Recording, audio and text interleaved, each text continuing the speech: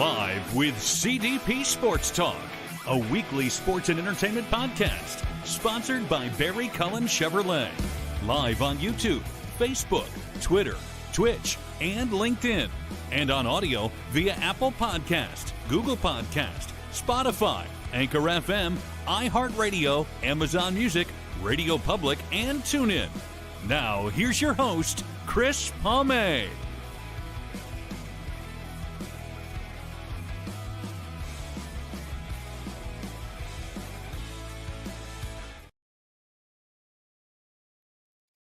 Good evening, everybody. Welcome to Season 12, Episode 10, overall 615 of Live with CDP Sports and Entertainment Talk Show, brought to you by Barry Cullen Chevrolet Dealership, located at 905 Woodlawn Road West in the Guelph Auto Mall. Check out their website, barrycullen.com, for the newest selection of new and pre-owned GM vehicles, along with their great selection of all-electric vehicles and Cadillac vehicles as well. You can call the dealership at 519-824-0210 and tell them Chris Palme sent you, or you can email them at info@barrycullen.com. Barry Cullen Chevrolet Dealership has been family-run and operated here in the city of Guelph since 1969 and has been a sponsor of the show for the past 3 years. And speaking of Barry Cullen Chevrolet, check out their Black Friday sales at Barry Cullen Chevrolet. More details at barrycullen.com, or drop by the dealership again at 905 Woodlawn Road West in the Guelph Auto Mall. There are some Black Friday sales going on at Barry Cullen Chevrolet Dealership. And as a reminder, with snow here in Ontario, winter is here. If you're looking for winter tires, also check out Barry Cullen Chevrolet Dealership for their latest selection of winter tires as well. As you all know, today is Tuesday, November 11th, 2025. It is Remembrance Day here in Canada, along with Veterans Day in the United States. And here in Canada, Remembrance Day is a Memorial Day observed in Commonwealth member states since the end of the First World War to honor armed forces and to those who have died in the line of duty. This day is also marked by This day is also marked by war remembrances in several other non-Commonwealth countries. So Veterans Day in the States, Remembrance Day, and I'm just going to do a moment of silence for those people who died in the war, protecting and serving their own countries.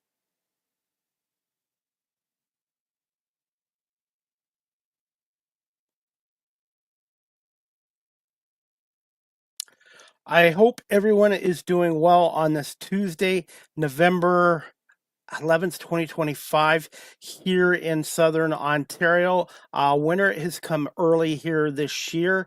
We've already gotten some snow, and we're getting a little more snow tonight. And I am looking forward to my guest tonight. I met her over 1 year ago, and she's a really good human being, and she's a funny stand-up comedian, and this is her fourth appearance. The only negative is she's a fan of the Detroit Lions, but that's okay. The Lions take on the Eagles this week, so I'm looking forward to my guest tonight.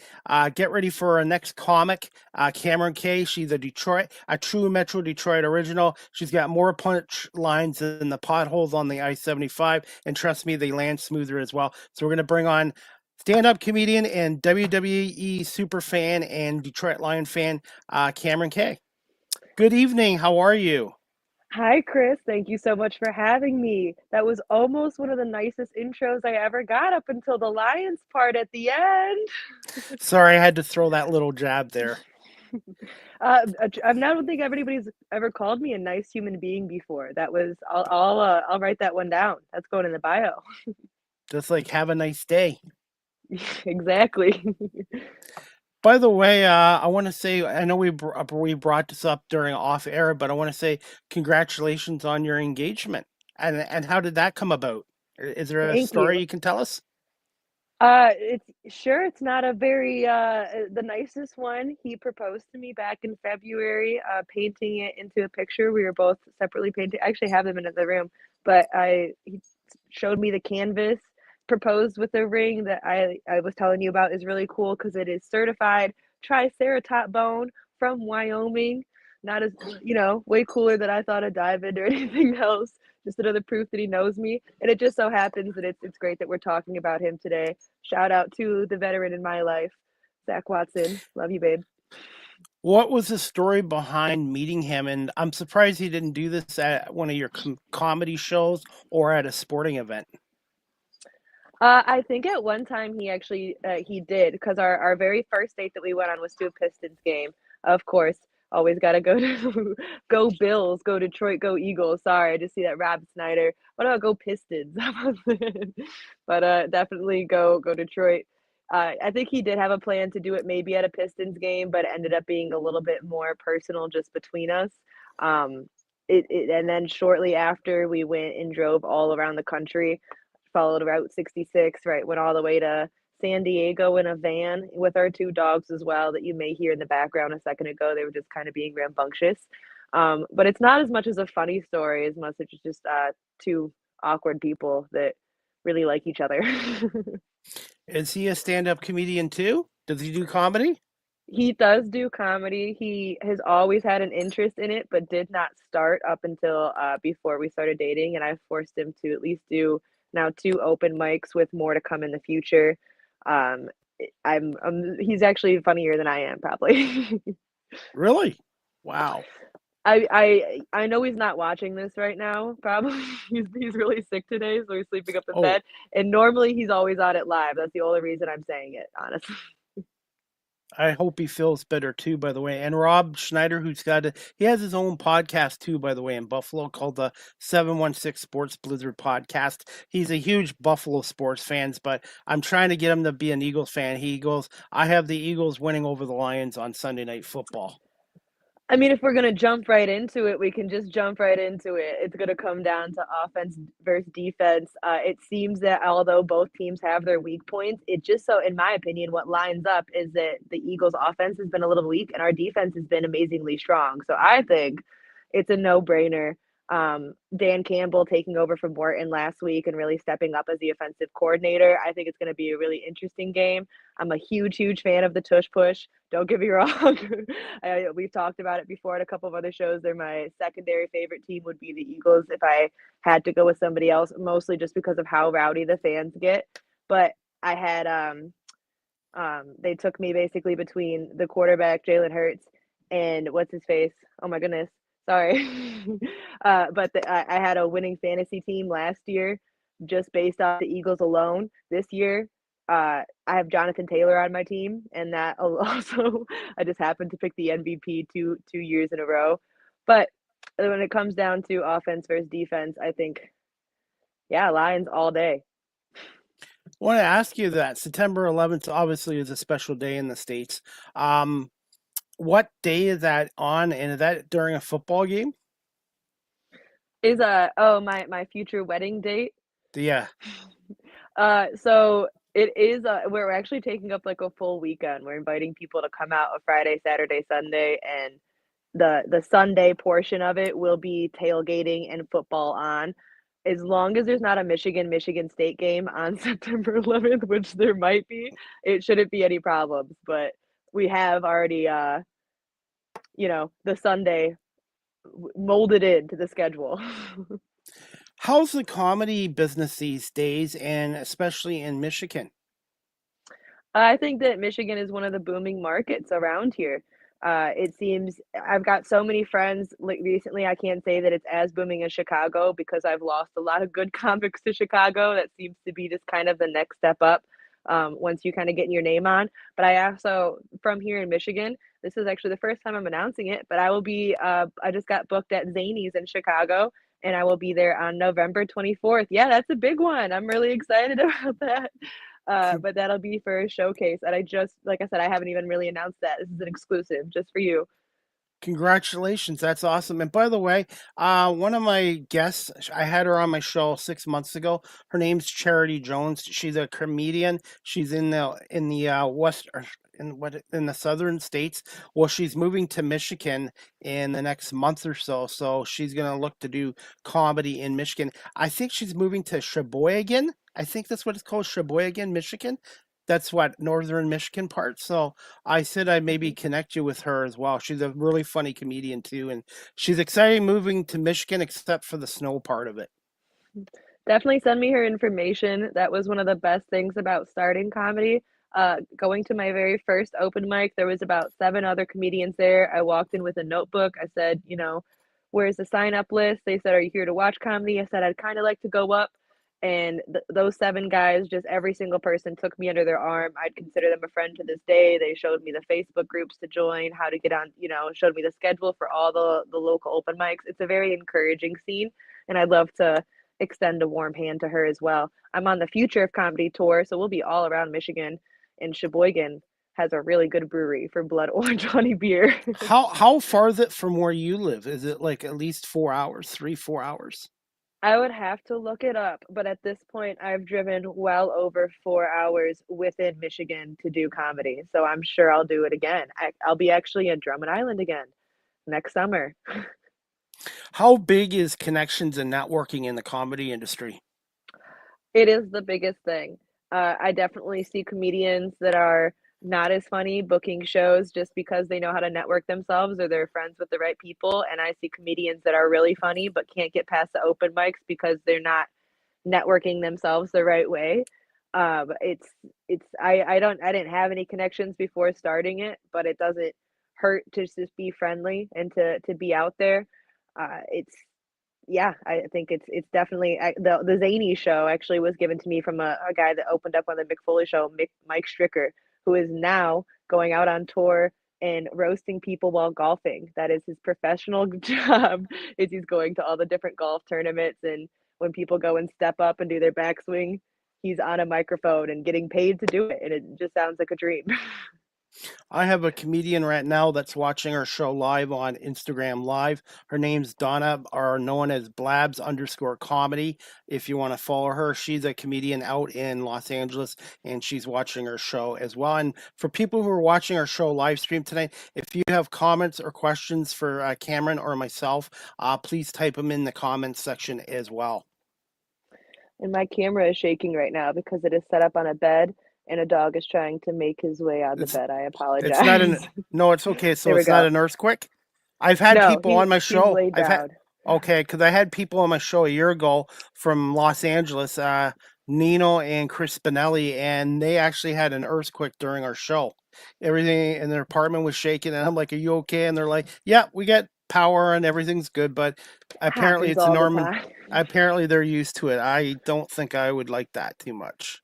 This earthquake's name is Bonzi, and according to the vet, he is overweight. So we are working on that. You're gonna put them on what special diet food and probably walk them a bit more. The problem is both of them are on pretty sure I've got 2 dogs right in front of me. One's up here, and then the other one is a basset hound that is too short to jump up on the bed, so he's laying right at my feet. But the problem is they both get a bowl of food, and the pit bull steals, and they'll end up eating 2 bowls before the old dog gets there.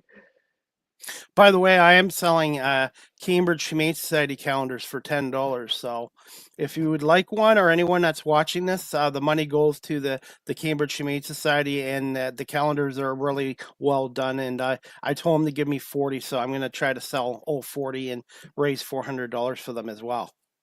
Done. I'll get your Venmo after the show. $10 for a good cause and for a cute calendar. Well, What a thank great you. cause. I really appreciate it. And they have a dog down there that's been down there for 5 months, and she's really improved. She's a good girl. Her name's Pebbles. She's I think a mastiff, but she's a really good girl. She looks like, if you ever watched the Little Rascals. I don't know if you remember the Little Rascals, black and white TV show from the 40s and 50s. They had a dog on there, and it was called Petey, and she reminds me of Petey. I would love to foster. I feel that animals has definitely been a passion. And right now, I even have a spare bedroom. The only problem is holding me back is I know that you have to be there for so often, and I'm still on the road and having to drive all the way around. And I don't think I have the time commitment here. But these 2 dogs, since they get along, have been on the road with us. And like I said, they went for almost 3 weeks in a van all the way Wow. to San Diego and back. And they loved it. They went to Yellowstone. They went 11 different national parks. What was that experience like? And I tell people, forget flying. There's a lot of nonsense going on flying right now. You see more of your own country in different areas than you do on an airplane stuck with 200 people that you probably don't like. It is. Yeah, I mean, yeah, America is beautiful. I live in, I think, one of the most beautiful states, Michigan, surrounded by the, world's freshest water and so much around me. I've been very, very lucky. But going out and being able to see the mountains, my absolute favorite was I saw the redwoods in California, or I'm sorry, not the redwoods, the giant sequoias. General Sherman, though, and the giant sequoia forests, and seeing a tree as big as the room I'm in right now was unearthly. It was just so surreal. Driving through the desert at night, you're so sure of aliens. There's never been another time where I haven't thought, oh yeah, they've visited before. But it's just beautiful. You really get to showcase what I got to do the salt lakes in Utah, but really kind of see, and there's still so much that I haven't seen. There's still so many states I've never been to. It's crazy how big we are. Well, Canada is the second largest country in the world after Russia. Like, America's got way more people than us, but we have like triple the land that you guys have. And I don't want to see none of it. Get So, it? Get it? yeah, Did I I say need that to. right? None of it. But to be honest with you, I'm hoping one day when things get better, I would like to do that trip. Just like I would like to travel out to Western Canada, out to Alberta, British Columbia, Saskatchewan, Manitoba. There's so much of this country I haven't seen, and to be honest, I don't like flying. I've never liked flying, and I just think with all the stuff going on right now, I'd rather be able to drive and see more of the country and stuff like that. So, did you get to go to Arizona? Did you go through Arizona too? So actually, I got stuck in Arizona after we left the Grand Canyon. The brake line in our van broke, and we were driving down I-80, and the brakes just went right down, pedal to the floor. And we couldn't, we had to just slow to a stop. We ended up getting towed to the nearest city, and it just so happened that I was standing on a corner in Winslow, Arizona, taking it But easy. you know what's funny? I have two friends here that live 20 minutes from me in another little city. They, before all the stuff going on in the States happened a couple years ago, they would always go over the States with their trailer and their dogs camping. They made the trip to Arizona, got out there no problem. And then when they were leaving Winslow, Arizona, their SUV brakes were completely shot and gone. So they had to spend an extra few days out there and get them replaced so they could get home. So that's funny. It's really a small world. If it's the second person then that's had brake problems coming out of Winslow, I might be convinced that there's spike in the road or something around there. But they loved it. They had a good time down there. But yeah, they said that was a little bit stressful, especially having dogs with them too. It was the actual stop that we got. It used to be a city right off of the Mother Road, but now it's off of I-80, and it was called Broken Arrow. And all that really remained was a gas station remnant that was head to toe graffitied, every single bit, like multiple layers of graffiti on it. And then a little while away, as we're trying to figure out where we are, we find a Navajo or Apache death cave or something crazy that ended up just being some crazy story that a tourist trap made many years ago. It actually isn't any based on any Native American true story, but we're sitting there in a van being like, yeah, this is it. This is the end. She was telling me when they drove to Arizona too, there wasn't always make sure you go to the bathroom and make sure you carry water or drinks in your car. She said there isn't that many gas stations and rest stops on the highways going through Arizona. It is crazy how often we would drive and be like, next stop, 80 miles. And it's, all right, I guess, that's just what we got to do. A road trip, though, that's definitely on the books is going up through Michigan, around, and then across in Canada and all the way up to Alaska. I would love to get up there, and I'd love to drive over fly for sure and see some of that, like you said, western side that Canada has to offer. Absolutely. Hey, Cameron, since it's your fourth appearance in our first anniversary, can you just tell us about your latest comedy shows and some of the cities and clubs that you're performing at recently? Sure. I have been performing all over Michigan with the Future of Comedy tour. I've actually just recently joined the tour as a regular, so I will be joining them in all of 2026, all around Michigan, and a couple bit of Ohio, a couple of or Indiana. I'm going to Iowa with them. but they're going to be on tour and I'll be posting all those. I'm really excited for December coming up for the end of the 40 Years of Foley tour. That'll unfortunately be ending this year, but he is going to come back to where he started, Royal Oak, Michigan, where I will once again be opening in Royal Oak on December 17th and 18th in Grand Rapids, and then the Mark Ridley's Comedy Castle. How often do you keep in touch with Mick?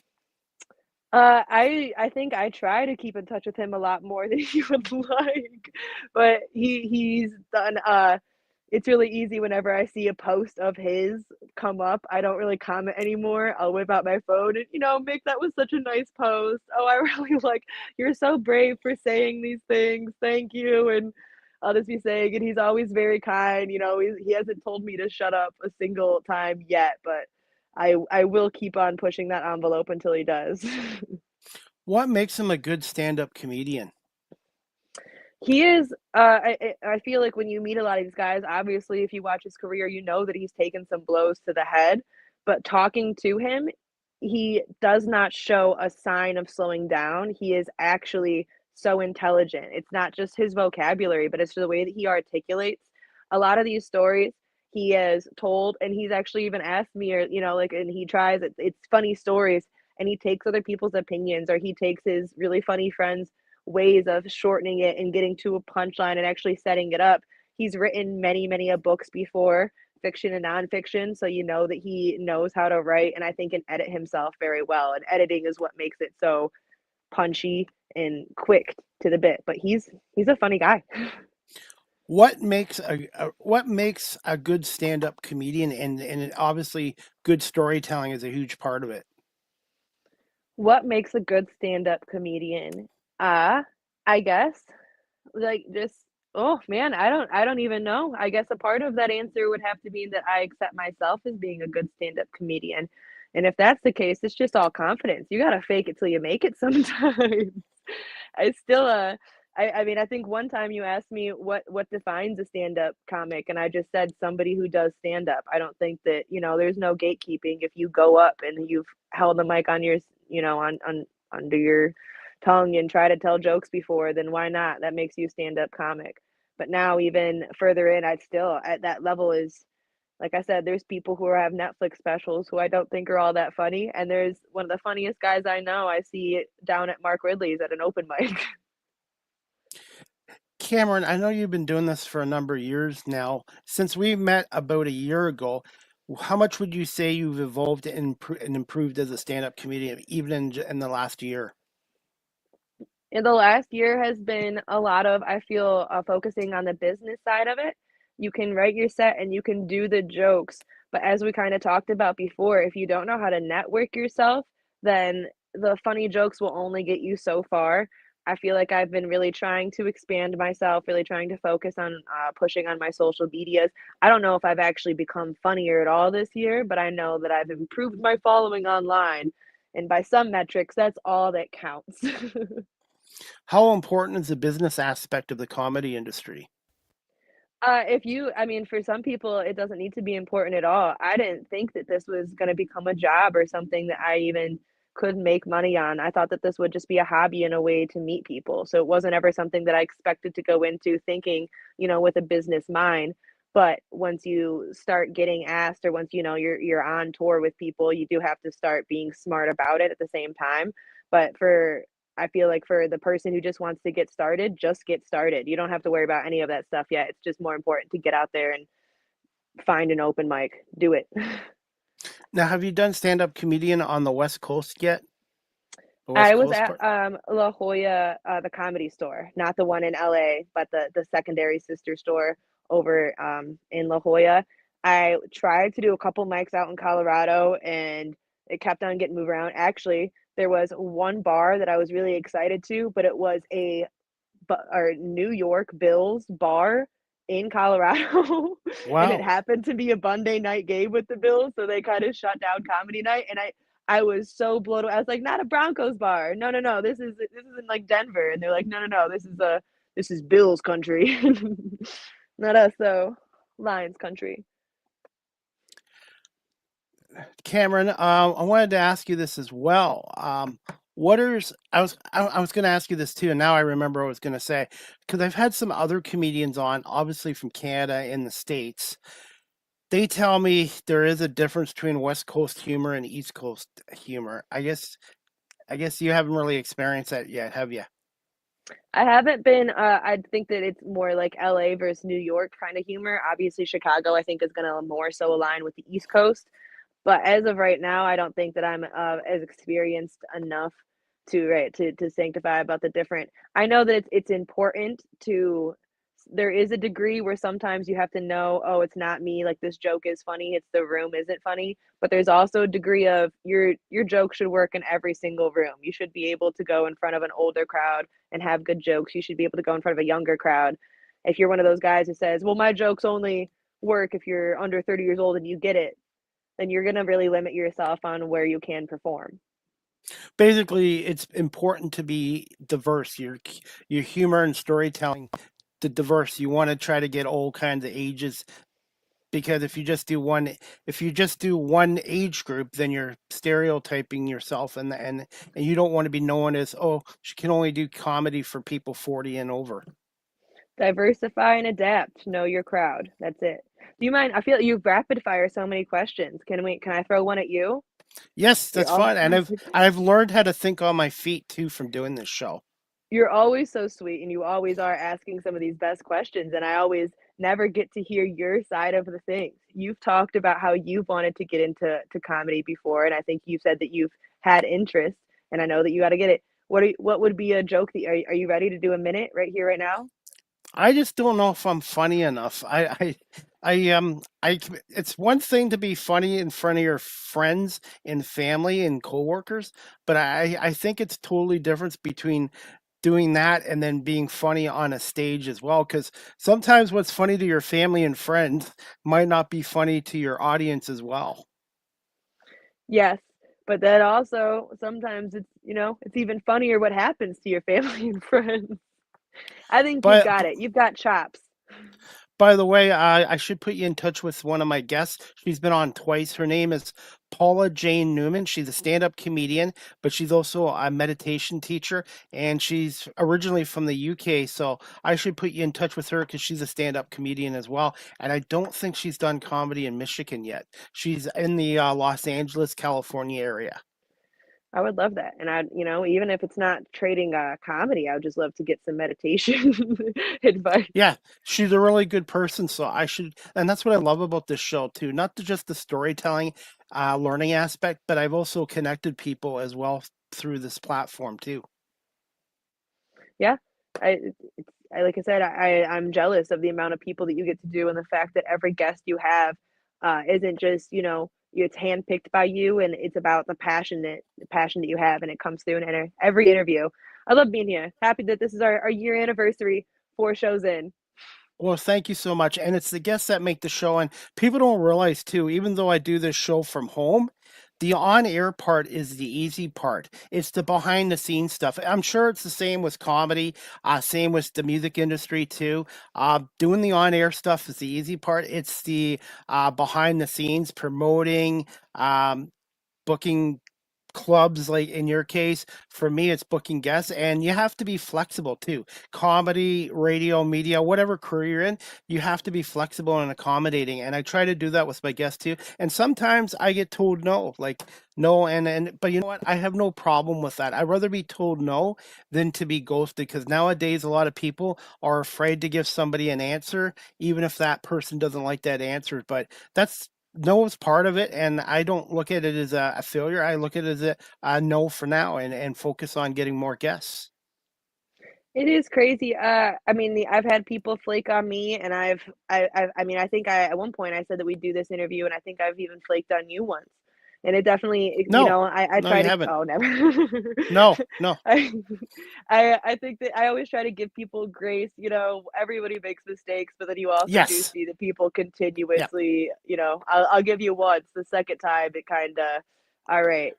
Yeah, that's basically with me. The first time, the second time. Now, I've only had to cancel two shows in 6 years and 615 episodes. I had one where a neighbor was having a medical emergency and I had to help him get to the hospital. And the second one was I ended up last year getting the norovirus coming back from Buffalo. I was basically stranded at a Tim Hortons off the QEW, a major highway, overnight, and I thought it was food poisoning. And I picked up the norovirus and I was sick for 8 hours. So I had a show with a comedian that day. Her name's Latasha Thompson, I believe, Latasha. And I told her, I texted her right away, even though I wasn't feeling good, and she completely understood, and we reschedule. Now, if the host has to cancel for whatever reason, it's their responsibility to let the guest know. If a guest has to cancel for whatever reason, then it's their responsibility, and I let them get back to me. And if they really want to come on my show, they'll get back to me, and that's how I look at it. If the host cancels, it's the host's job to reschedule with the guest, and if the guest for some reason can't make it, then it's their responsibility, in my opinion. I never chase or bug people to come on this show. I want people to be comfortable and wanting to talk about themselves too. Yeah, I mean, you create such a great environment. I can't see why anybody wouldn't want to come on. And you're right, where it's just whoever the ball's in your court, the ball's in their court, but somebody's got to make a move. You can't just be hitting the ball every single time. That's not fair. Absolutely, and I love doing this, but people think it's easy. It's not easy booking guests. And then I download video, I edit video, I have to cut promos for my guests and all that. And I'm also trying to get some more advertisement for this show as well, and try to continue to grow my brand like yourself as well. I spent 2 hours today working on my calendar and creating posters for this tour that I'm on, the future of comedy. But and even just responding to people making bookings. I did get that Zany's booking today, so it's not like it's a bad thing. I was really excited to be doing it all, but it is just work. How many shows a week do you do on average, Kamryn? Stand-up comedy shows a week? 2025, it will be just about every Friday and Saturday. The goal is to have at least one weekend paid show and an open mic throughout the week. The dog is getting up again. But as of right now, I'd say I probably averaged about one show. At one point, I was writing down every single set list I had and the date so I could have counted all up. But now I completely filled that booklet and have since really, really lost count. But I lost count at 55 shows, and that was just over a year in. Have you got it? Have you dipped your hand in improv yet? I did one improv night, and I'm the biggest Saturday Night Live fan. I love Whose Line Is It Anyway? I love Second City. I love so much about improv. I've got friends who do improv. I would love to be better at it. I've right now have a lot more friends who are venturing just into acting, and particularly somebody's said that the casting directors love stand-up comedians. So I think that would be where I branch next, just because improv, like I said, I'm jealous of people who are very good at it. By the way, I think it's been a while since you've been on my show. So last May, I went to see a comedian from LA that was in Toronto. She's a friend of mine.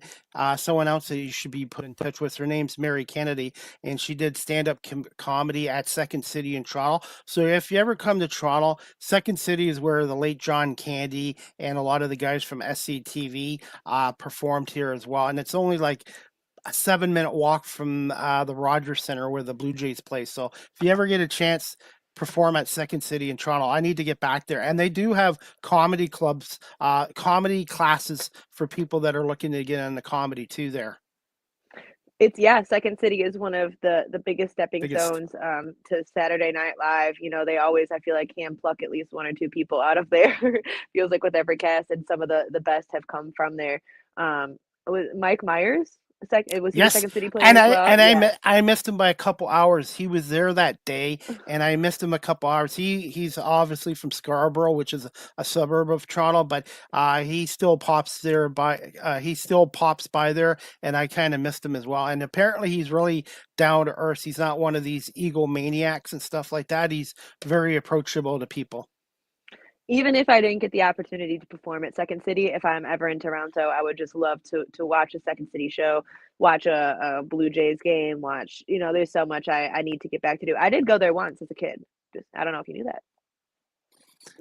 Well, yeah, you should come back again in the future. And it is like New York. So if you do come to Toronto, you're better off going on public transit. The traffic there is probably worse than New York and LA. It's considered the number one worst traffic city in North America. I would that sucks because I probably would drive there too. So if you do have lots of patience, I take the GO train down there, and then I either get around by foot or I use Uber as well. Uber comes in handy too. I don't know if I can really say for it. I mean, actually, that's not true. I've driven all around the country at this point. Michigan has got some really, really good drivers. Like we've got a couple of weird things. You've got the Michigan U-turn. You've got when you're driving on the lodge, the speed limit doesn't really exist. You can just kind of go whatever. And there's a couple of weird rules, but as long as you keep your head on a swivel and it's good. Everybody, I feel like going to for me it was Atlanta having like 8 lanes of highway and all of Yeah. them being at standstill traffic has been I think some of the worst. Oh, and LA of course it was the right time 30 minutes through and then the wrong time 4 hours in just any time actually just about 4 hours. Hey, Cameron, before we get into some Lions and sports questions, I wanted to ask you this because it was just recently, about a week and a half ago. What makes Halloween so special, and what did you dress up as this year?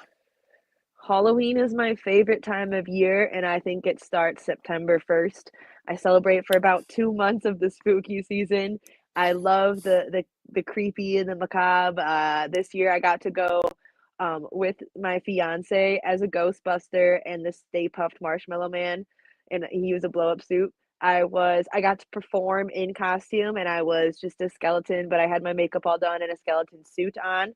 And then we also went as Shrek and Fiona with the two dogs accompanying as Dragon and Donkey, and that one was by far my favorite, the family costume. But I love dressing up. We didn't even get to hand out candy because we were actually sick on the 31st itself. But I just love definitely the changing of the leaves, the getting dark out, the you don't have to clean the Yeah. spider webs out of the corner anymore. They become decoration. Everything about it is my favorite. Yeah, I don't know if it's as popular as it used to be because it's just lately in my neighborhood, there's hardly any kids out trick or treating. When I was younger, I went from Halloween, I would say probably about 12. I would trick or treat until I was about 12 years old, but I don't find there's as many kids. I guess maybe it depends on the neighborhood in as well. Every time I saw a social media post of people wanting to be like, "Oh, a 12-year-old, a 14-year-old came dressed at my door. You're too old for candy." I really wanted to comment on people. I think, if a 22-year-old came and knocked on my door, I'll give them candy. They're out trick or treating instead of partying or Yeah. lighting couches on fire, whatever. I think it's crazy. In Michigan, they call the night before Halloween the Devil's Night due to the amount of fires that would happen in abandoned houses down in Detroit and for other reasons as well. But it's just, the amount of people wanting to stay out of trouble on Halloween and other people complaining blows my mind.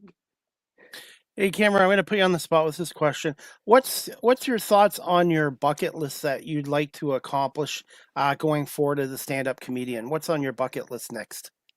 I have like a secret in my diary, like written down, like what I would like to be like. And it's a very high dream for myself. And I feel like if I say it here, it's very conceited. But I have a couple of big venues that I think once I get there, I'll know I've made it. Um, I think just pushing the big goals to get there, I know is going to be growing. Unfortunately, my online presence, I'd like to just focus on being funny, but I know that the way to actually be able to get more bookings and be able to get on more tours with people is just by posting more TikToks. Thoughts on the 2025 World Series between LA and Toronto? Obviously, you're a Tigers fan. I'm a Tigers fan, but I'm going to be honest with you. This was one of the best World Series I've seen in many years. I feel I always love I was actually pointing out to my fiance that it seems strange that like when was the last time it was a sweep? They're always going to game 7 now, every single year. I don't think and it's just to sell more tickets, like why wouldn't you? It makes sense. It makes for a more exciting game. But I do wonder how much of that is organic versus how much of that is pushed. It seems that there's been across the board with referees in the MLB the stance of, sometimes they make and break a game. It wasn't as big in the World Series, but there also was just a couple of plays where this is just insane. Yeah. Um, I think that, and then most of all, we don't even have to get into the money that the team spend, and the pitching, the amount of salary that each team was paying their pitchers is just like it's an amazing series when you look at it from that side. It is. I would have loved to see Toronto. I think that most people would have loved to see anybody but LA win. I was hoping to see Detroit and Toronto in the ALCS just because the Detroit Toronto are only 4 hours apart. Plus, they had a good rivalry in the 80s, but unfortunately, the Tigers fell short to Seattle. And to be honest, even if they got by Seattle, I don't know if they would have beat this Blue Jays team. But it just shows you how hard it is to win a championship. And Toronto fans are upset because they haven't won since 1993. But the Lions, I think their last championship was 57. 57. The Maple Leafs 67, the Cleveland Guardians 1948. It's so hard to win a championship. That's why I really appreciate the Eagles, because 10 years ago they had the same amount of championships as the Lions and the Bills, 0, and now in the last 8 years they've won 2. So it's very hard, and as much as I want them to win it again back to back this year, there's no guarantees. What are your thoughts on that? Do you think that there is a chance? There was actually just on the news that, the thoughts that it was such a shoe-in, but now, can the Eagles actually make it? Where are you at? Well, they're 7-2. They've beaten the Rams, they've beaten the Bucks, they've beaten the Packers.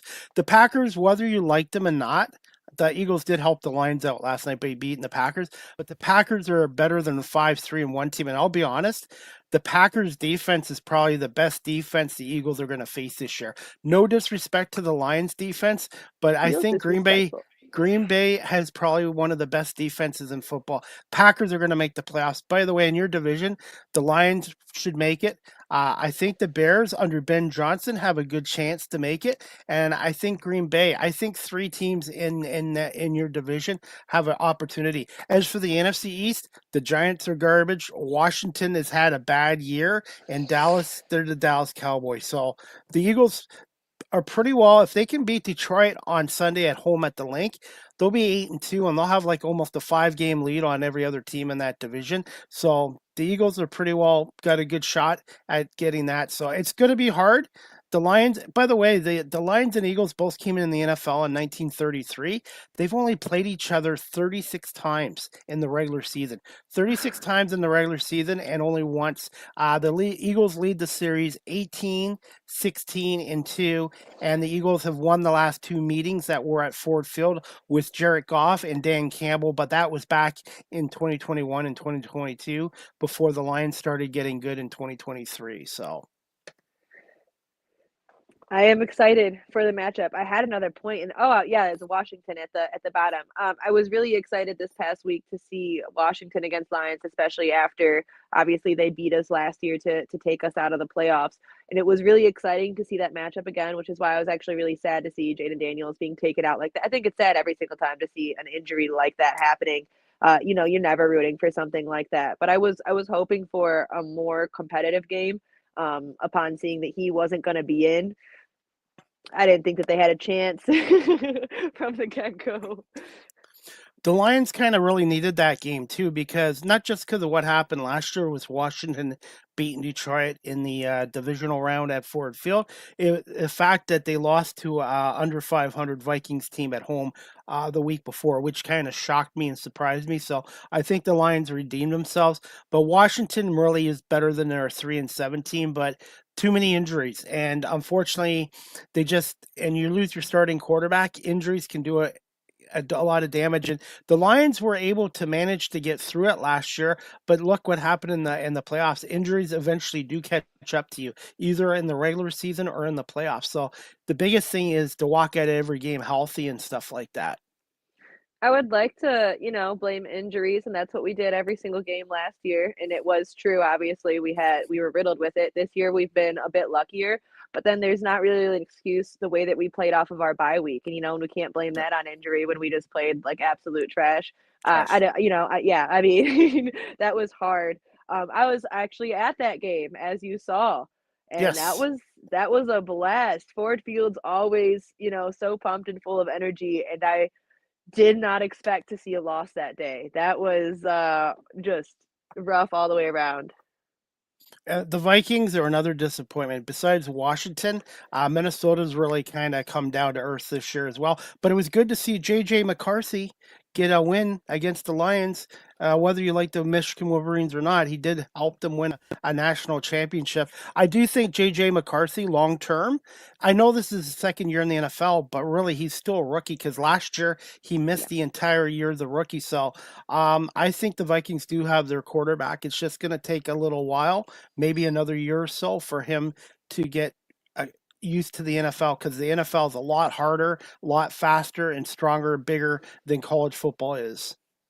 I think the Vikings have been a very strange story because, in my opinion, they had a very strong season last year. So I don't know Yep. why they decided that they needed a rebuild season and to drop Darnold and I actually like McCarthy. Don't get me wrong. With Baker Mayfield being out that week and somebody else got hurt, I actually had to pick up McCarthy and play him in my fantasy in one of the fantasy leagues. And it wasn't. And I before the field, I was able to see, I think, Hutch, McCarthy, and Bates all kind of standing center field, and I'm sure just reminiscing against the Michigan days, and that was really cool to see too. I'll root for him in that aspect. But it's hard for me to root for the Vikings at all because I just don't understand that decision at all. I would have loved to see last year's team again in this division and to see what they could have done. My biggest four surprises this year: Seattle, Denver, the Colts, and the Patriots. Now, the Patriots and Colts and Denver have great records, but they've also got cupcake schedules. So I'm not completely sold on Denver, Colts, and the Pats going into the playoffs. Seattle, they have a really good team, but Sam Donald in the playoffs is not the same quarterback as he is in the regular season. Though I know the Eagles are playing the Lions Sunday night, but the team that scares me the most, obviously the Lions are a contender. The Packers, I still feel, are a contender, whether you agree with me there or not. But the one team that scares the hell out of me, and I know the Eagles beat them, but the Eagles had to use two blocked field goal kicks to win that game, and that's Matt Stafford and the LA Rams. That's a team that really, because they can play the Eagles tough, and I think that team is the one to watch out for in the NFC, is the LA Rams right now. I mean, obviously, I know Stafford pretty well. I root for him, secondary as well. When it comes down to him versus Goff, we champion Goff all day long. But when Matt Stafford got to finally win his Super Bowl ring, I think that everybody here was really happy for him. Um, but now, I mean, he's not the same man. I mean, if anything, he's not getting better with age at the same time. Well, I really feel the Rams have a really good chance, and that's why it's important for the Eagles to get home field advantage as the number one seed. Obviously, last year Detroit had the number one seed, and unfortunately they fell short. But for me, the Eagles can win on the road, but it makes it a little bit easier being at home. But I think this Rams team is really motivated last year because out of all the teams that the Eagles beat in the playoffs last year, Green Bay, Washington, and Kansas City, the only team that really played them tough and nearly upset them was the Rams in the snow game at Philadelphia, 28-22. Jalen Carter made that sack of Stafford on third down, which made it 4th and 15, and then Stafford threw the ball away. So that's a team. Obviously, I'm concerned about the Lions and the Packers, I think, are still in there, but I really feel the Rams. Seattle, I'm still not sold about with Sam Donald, but the Rams are a really good team. And Kamryn, since we're talking about Sunday Night Football, the Lions haven't beaten the Eagles since 2019, which was in Philadelphia with Carson Wentz. What are your thoughts on this game Sunday night against the Eagles? This could be a preview of the NFC Championship game, possibly. Like I said, it just so happens that I think this year, the weaknesses and the strengths line up in the Lions' favor, where our defensive line has been one of the best in the leagues, and right now the offense for the Eagles is struggling. I mentioned I had Saquon Barkley last year as my first round pick in my fantasy leagues, and he won me the entire league. MVP without a doubt, cover Madden, all that great stuff. I don't know if it's that they, or, if they just don't trust him because they know that he'll just immediately get double coverage or what's going on, but it just seems that they're struggling to find his place this year. And just not what they were last year. Well, they also have a new offensive coordinator too, and Jalen Hurts has had 5 in 5 years, but Saquon Barkley can still run the ball. Their offensive line has been banged up a little bit. So the Eagles' offensive line has been banged up, and they haven't been getting A.J. Brown the ball as much. The Eagles are still a run-first team, but I do feel against Green Bay, they ran into a great defense. So, but you know what? They won the game, and that's the big thing. Detroit's defense, I think, is good. I think this game's going to come down to the defensive line and the offensive line. And the Eagles just added Brandon Graham, the Michigan Wolverines. He came back from retirement. And they also added Jalen Phillips from the Miami Dolphins. So he's a huge impact. And Nolan Smith is back. Nakobe Dean is back. For the Lions, it's going to come down to their offensive line against Philly's D line. Because if the Philly D line, especially with Jordan Davis and Jalen Carter, those two big dudes, if they get to Jared Goff's a great quarterback, but he is not Jalen Hurts or he's not Patrick Mahomes' mobility. I think it could be a long night for the Lions. It's going to really come down, in my opinion, Kamryn, between the D lines and the O lines. And then you've got Gibbs and Montgomery. The Eagles have Barkley, who is still capable of being a great running back. And then A.J. Brown. I really think I'm going to predict. I'm going to go ahead on this. I think this game is going to be. I think it's going to be a back and forth game. I really think it's going to be high scoring. I really do. I think it's gonna, and I think it's gonna come down to who has the ball at the end of the game too.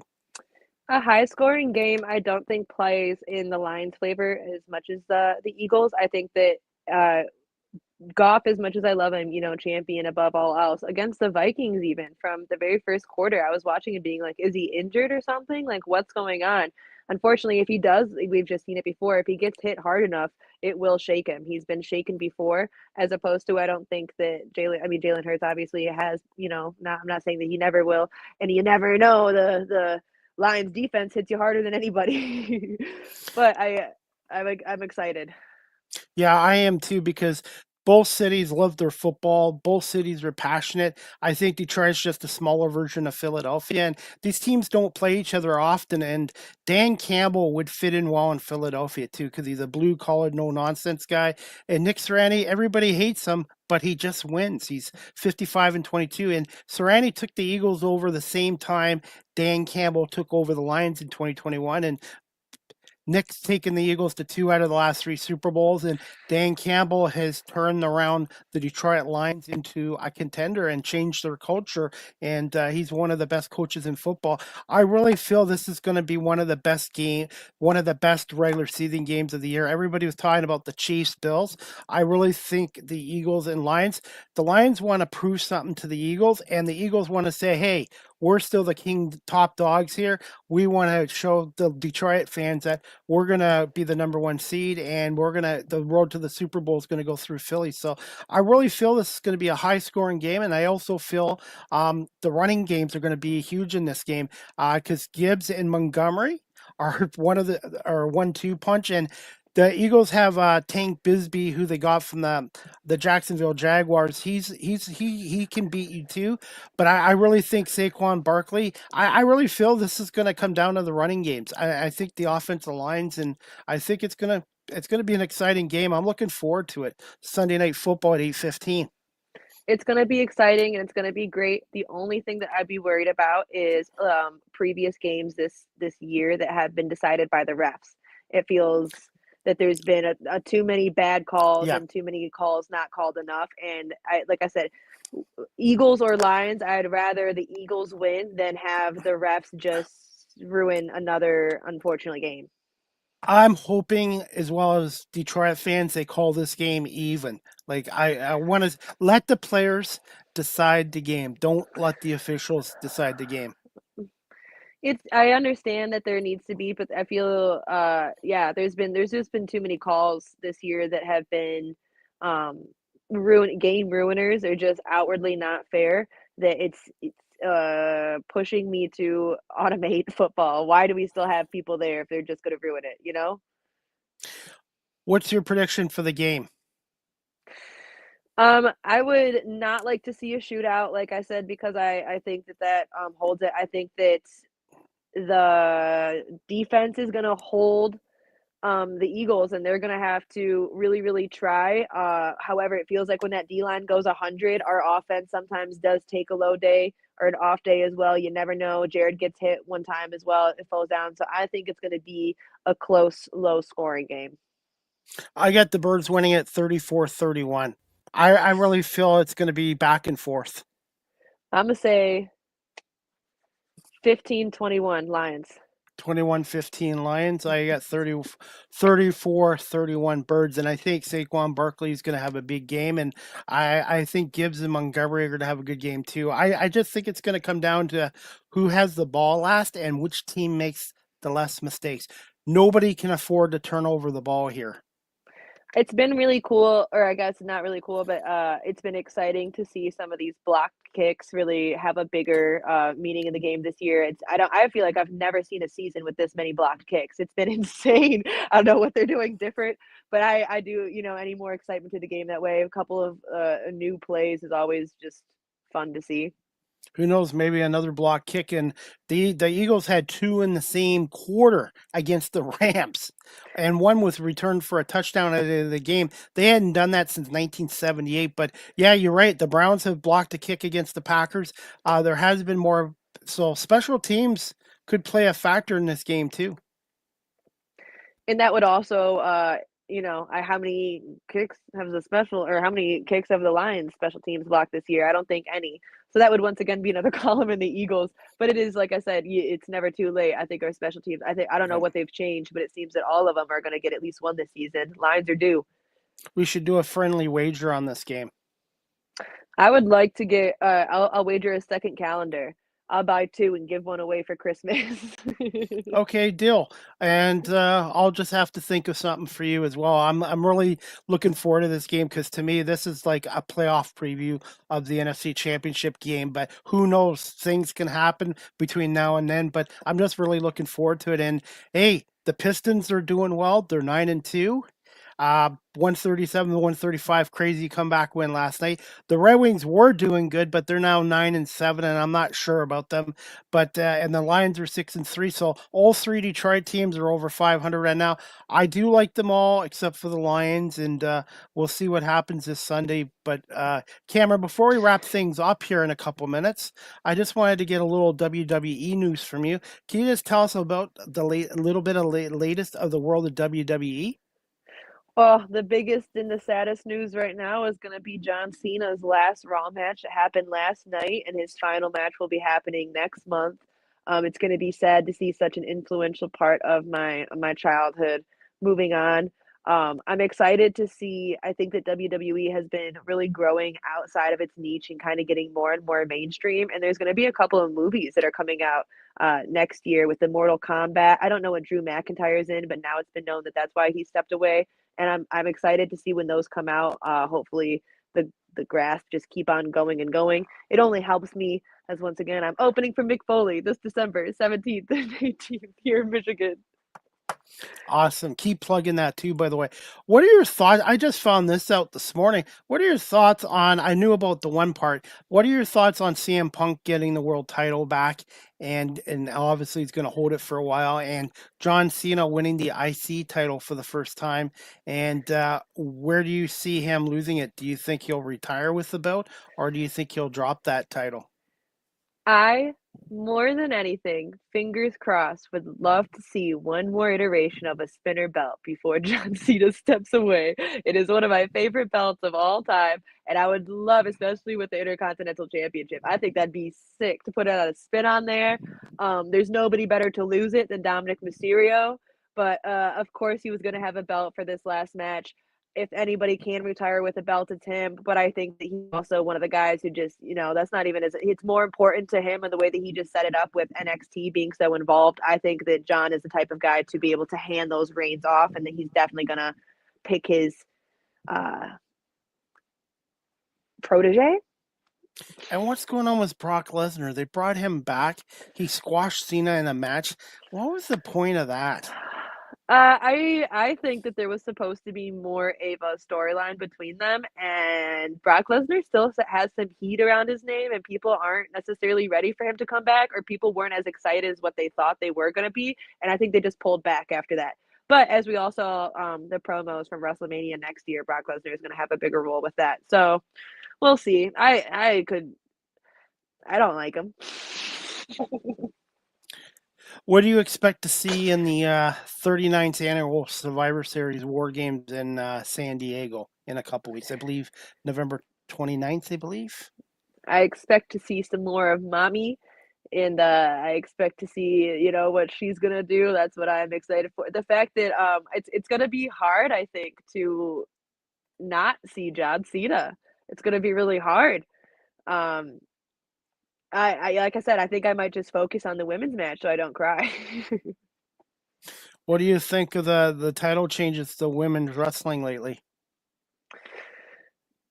I'm okay with most of it. I think that Becky needs to step down. I'm kind of sick of her. I've been feeling like this year, I don't know if it is just me and like my attention span has been smaller on it, but it feels like they haven't been building the rivalries enough.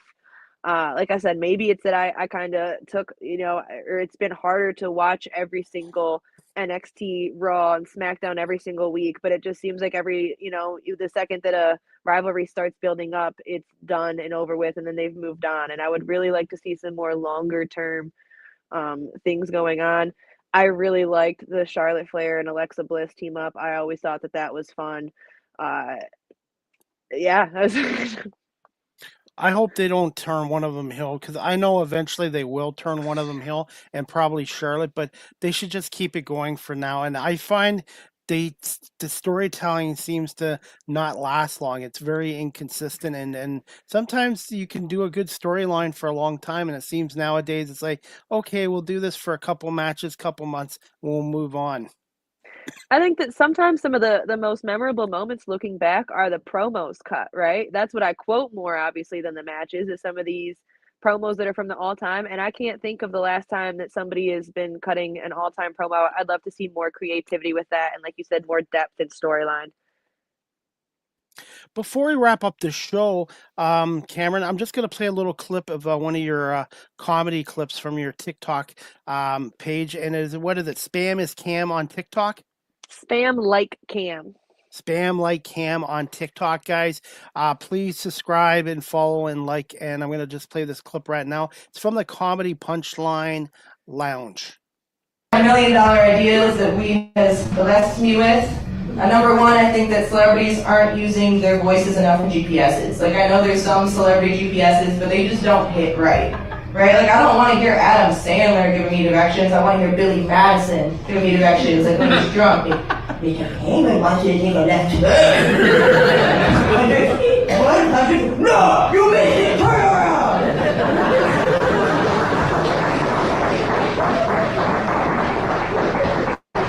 Or Jennifer Coolidge, that was mom, be like, you have to bend into the left lane and snap right.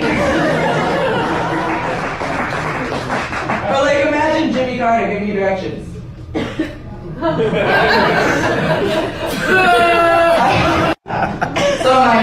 Thoughts on that clip from the Comedy Punchline Lounge? I need to update it now with Dick Cheney instead of Jimmy Carter. That'd be funny. But also, I've done I love doing my Adam Sandler impression. I say it's Billy Madison because it's when he's drunk and sees Mr. Penguin. But I have to do these hands with it every single time. Oh, Mr. Penguin wants to come out and play. But let me just say, it's cool in the clip. I've done that impression online and just on stage and not quite getting it, and had people just hate it. And it's the Jennifer Coolidge always goes over well, but I have messed up that Adam Sandler one before. That was nice to make sure or to see that it did work. What's your thought on ventriloquism and would you try it? I would love to throw that answer over to my buddy here, if you don't mind. You said ventriloquism?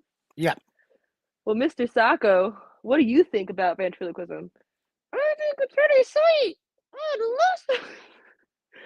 I love ventriloquism. Well, there you have it. You can use me.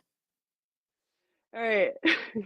Well, wait, Mr. Sacco and you could sign off. And thank you so much for having us, Chris. It was so great being here.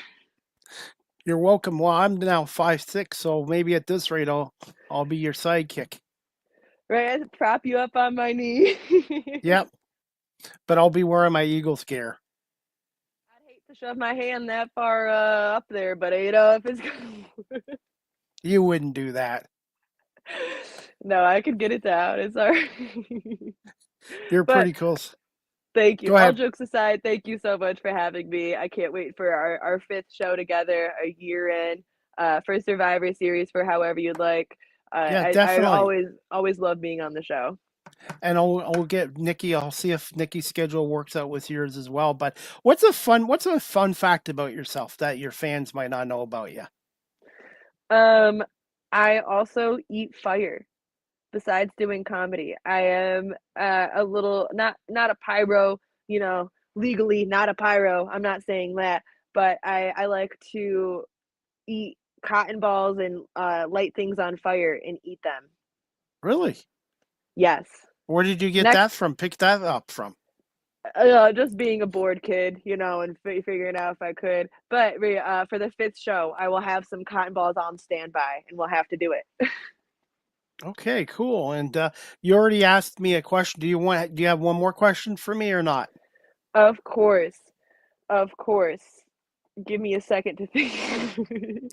You've always been so great. You've got Lions, the baseball, all the different sports. Is there a sport or something that you would like to branch into? Like if you could interview a dodgeball player, could you be the next Ocho? The latest sport I got into was 3 years ago, thanks to this show. It's called the National Lacrosse League. There's there's outdoor field lacrosse. It's indoor lacrosse. It's called the National Lacrosse League, and the guys play lacrosse in like hockey arenas.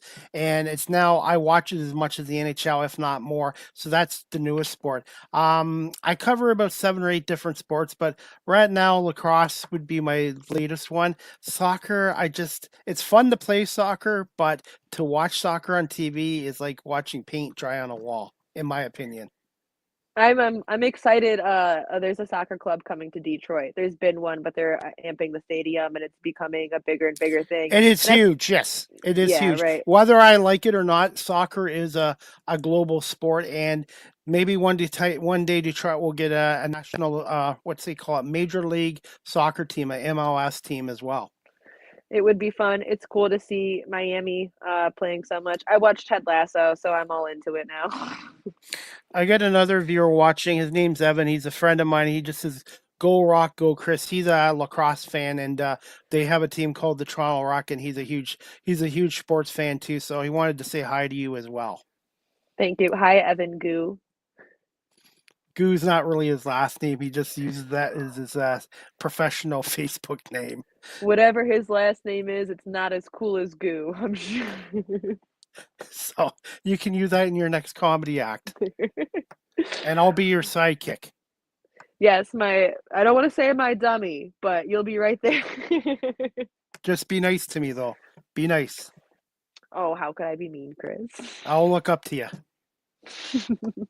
I'll look down. Eagles and Lions fan comedy show. We'll have, like I said, you got to send me the information for the comics. We'll have to get together after next week, and I'll either buy 1 or 2 calendars, depending Okay. on the Eagles win. Absolutely. And finally, Kamryn, where can our audience follow you on social media platforms? I don't know if you have a website yet, and just briefly mention some of your upcoming comedy performances you'd like to plug here for people that are watching this show that are in Michigan right now. For sure. Why, thank you. Well, you've put it so nicely right here where my hand is. It's at Spam Like Cam on TikTok, Facebook, Instagram, and all of those things. In the bio, you'll be able to find a link to my website. That'll take you to tickets to all of the nearest shows. I was just in Ohio last weekend. I'm really excited about next month when I'm going to be in Grand Rapids, and Mark Ridley's Comedy Castle on the 40 Years of Foley tour. I'll be in Alden, Michigan on December 5th with The Future of Comedy, but I'll be all around. I'll be on so many more dates that I'm probably forgetting right now. So the best way to find out will be at Spam Like Cam on any social media. Well, I want to say thank you so much for coming on for the fourth time in a year. And yeah, definitely would like to have you back on maybe one more time this year to talk wrestling with Nikki Whitehorse, who is a huge WWE fan as well and a really good person as well. So hopefully we can work that out and continue success in your comedy career. And congratulations on getting engaged as well. Even though I don't believe in marriage, I think it's great that you're getting engaged and you're a really good person. And I'm so happy for you. Thank you so much, Chris. Like I said, it's always so nice to be on the show. You're just too kind. I really do mean it. I consider you a good friend. I can't wait to come back to Toronto to one day. We're gonna have to go to a Second City show. Hopefully I'll get to meet you one day, and it'd be nice to be able to get a selfie with you and to see you perform here as well one day over in Ontario. All right, I'll do it then. Just for you. Well, Kamryn, thank you so much for coming on here, and give me a little bit of time tonight, and I'll send you the full video, the audio, and I'll edit it. I'll edit the video into some reels and clip, and I'll tag you in on TikTok, on Instagram as well. And the show will be on 21 different platforms. You're the best, Chris. Thank you so much. Thank you so much, Kamryn. Have a good night, and we'll talk to you soon. All right, everybody, that wraps up season 10. Sorry, that wraps up season 12, episode 10, overall 615 of Live with CDP Sports and Entertainment Talk Show. Again, brought to you by Barry Cullen Chevrolet Dealership. Speaking of Barry Cullen Chevrolet, the Chevrolet Bolt is coming back with a refreshed design. Meet the 2027 Chevrolet Bolt, anticipated availability early 2026. More details at Barry Cullen Chevrolet Dealership at 905 Woodlawn Road West in the Guelph Auto Mall, or check out their website, barrycullen.com. And again, check out Barry Cullen Chevrolet's Black Friday sale event going on there as well. You can call them for more information at 519-824-0210 for their Black Friday event at Barry Cullen Chevrolet as well. And as we wrap up the show, I have another announcement to make. And the next Live with CDP Sports and Entertainment Talk Show, brought to you by barrycullen.com, is going to take place Wednesday, November 12th, tomorrow at 12 p.m. Eastern, with my special guest and a friend of the show, Scott Crawford, the Director of Operations at the Baseball Hall of Fame, the Canadian Baseball Hall of Fame in St. Mary's, Ontario. Scott's going to talk to us about the 2025 World Series between the Dodgers and the Blue Jays, the impact on the Blue Jays World Series run on baseball here in Canada, and maybe talk to him a little more about the impact the Buffalo Bisons had on this Blue Jays team, as well as some of the upcoming events in the summer of 2026 class, Hall of Fame class for the Canadian Baseball Hall of Fame. So if you're a fan of the Toronto Blue Jays, Major League Baseball, and Canada baseball in general, looking forward to having Scott Crawford on tomorrow as well. He's a friend of mine, and I really appreciate him coming on.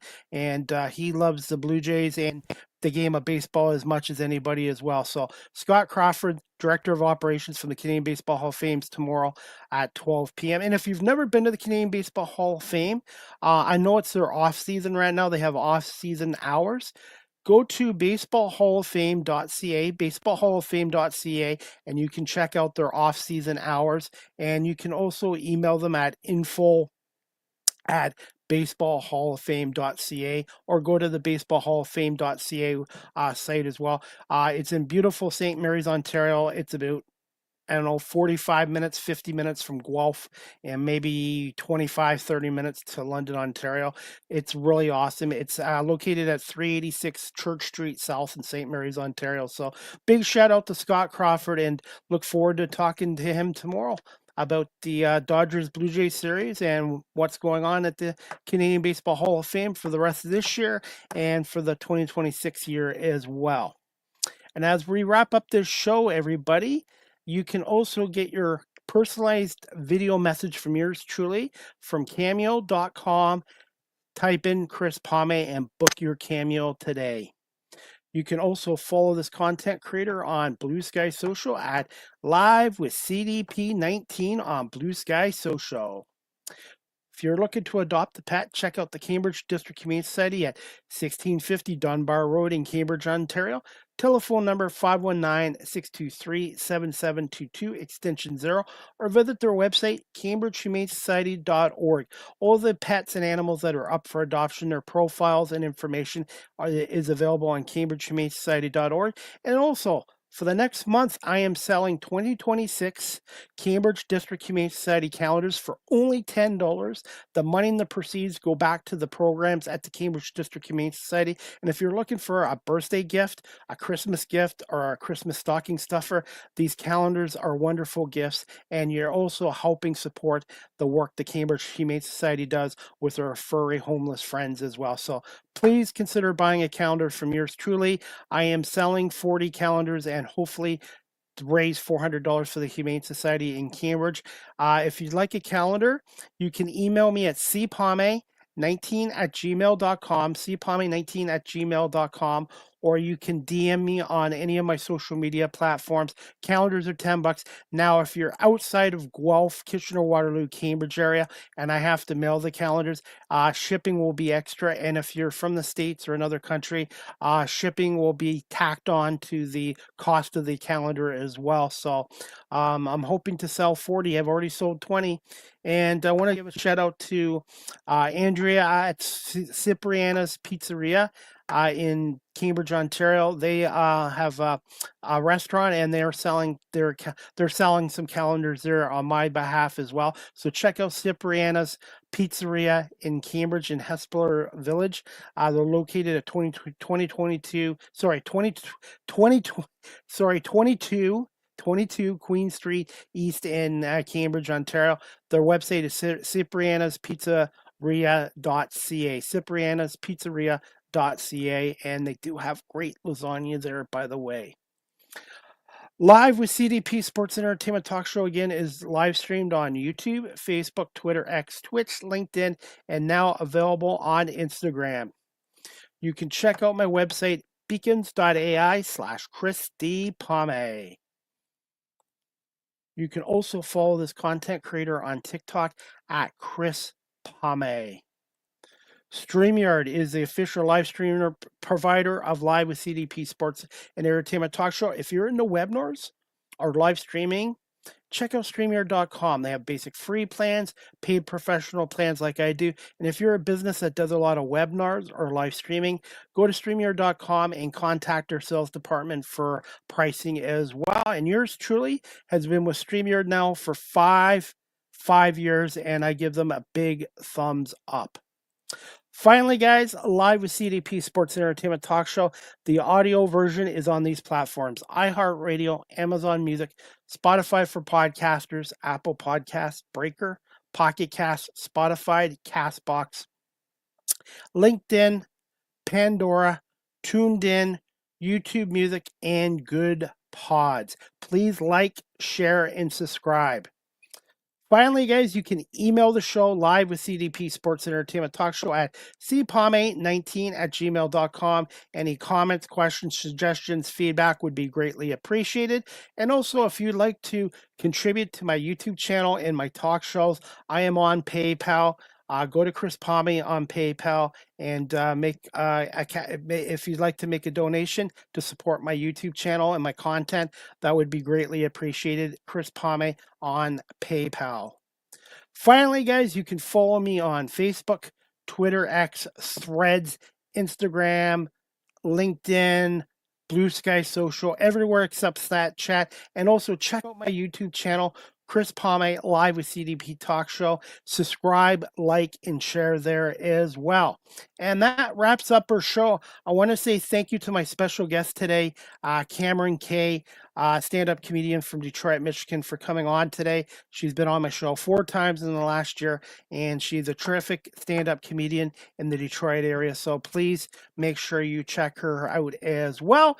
And I want to say thank you to everybody watching this live stream and on my audio platforms as well. And great times right now in Detroit. The Detroit Pistons are 9-2, have won 7 in a row.